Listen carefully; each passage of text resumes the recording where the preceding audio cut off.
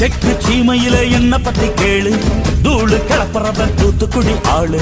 ராசா எட்டு வச்சா படபடக்கும் கூறு, லேசா கண்ணடிச்சா பிடி வெடிக்கும் பாரு. தீபாவளி தல தீபாவளி, தீபாவளி தல தீபாவளி.